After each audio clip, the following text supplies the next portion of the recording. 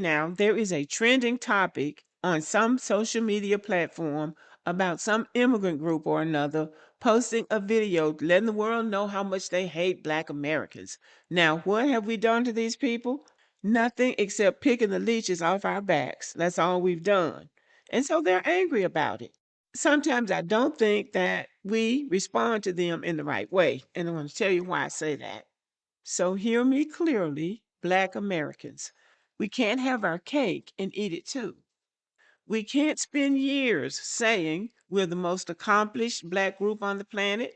We built the culture, we set the standard, we are the blueprint, we are the wealthiest, healthiest, most educated, most influential Black people on the face of the earth, and then collapse emotionally when people who've been benefiting from this identity start lashing out because we finally set boundaries. You can't brag about being the blueprint and then cry when someone who depended on your blueprint gets upset. That's not how boundaries work. But that's what's going on now. For years, we've had disrespect coming from these immigrant groups, even as they have benefited on everything that we have accomplished in the world. But they have shown no gratitude. In fact, what we've got from them is arrogance and disrespect for years, for decades. But enough is enough. And so finally, Black people got fed up and said, this is it. So a line was drawn in the sand. And then we started hearing words like delineate, separate, and close the gate. And that's where we are now. And that's why they're mad. And that's why we're getting all this hate mail. The backlash was predictable.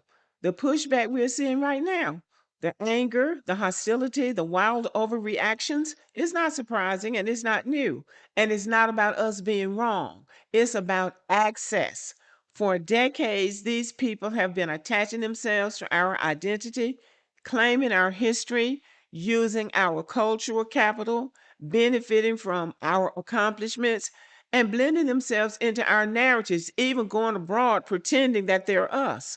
So when Black Americans finally said enough, we're delineating, we're setting boundaries, of course, the people who relied on the lack of boundaries reacted the loudest.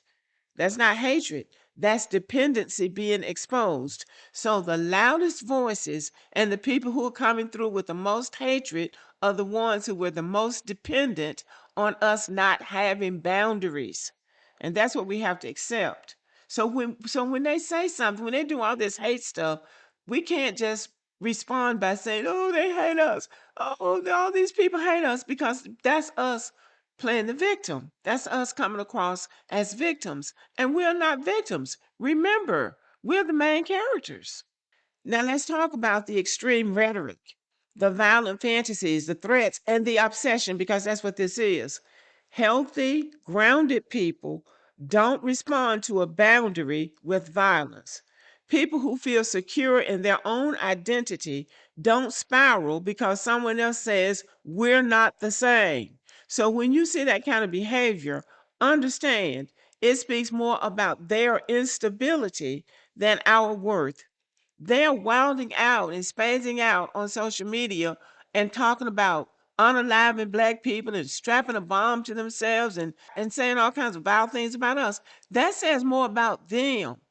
That tells you how insecure these people are and how much they have depended on us standing in the gap for them. It speaks more about them being unstable. So we don't need to internalize their hatred. We don't need to absorb it. And we shouldn't let that dictate our emotional state. Just because somebody wants to get on social media talking crazy is no reason for us to become emotional. There are some steps that we need to take if this behavior gets out of control. But matching negative energy with negative energy is really not the right response because then you're giving them what they want. And some of y'all are really handling it right. When they say things that are blatantly inappropriate or criminal for that matter, report them to the authorities. But don't argue back and forth with them because really that doesn't accomplish anything except to make them feel empowered. Oh, yeah, I got them. I got them. They can't handle me. Oh, yes, we can. We handle you by delineating and shutting up the gate. So when we ask, why does everybody hate us? This is what we need to remember. You can't say we're the most accomplished and then crumble because someone who's been borrowing from your accomplishments is mad that the borrowing period is over. Stand on what you said. If you're the blueprint, act like it. And that's really important. Stand on it. And we say that as a point of clarity and as a point of fact because our history is documented for hundreds of years. So we're not making up stuff when we say we are the most accomplished. But people resent it when we say it. They don't mind taking advantage of it. They don't mind leeching off of it. But when you put it into words, you're declaring that I'm actually better than you. And they're telling you that in their own way. And you're saying, no, we don't feel like we're better. But when you're going measure for measure, and you know you're the most accomplished, you know that you've done more in America than they've done in 400 years not being enslaved. So basically, what you're saying is, we are the most accomplished. What they're hearing is, we're better than you. That's what they're hearing. And no amount of arguing is going to change that because that's what they hear. They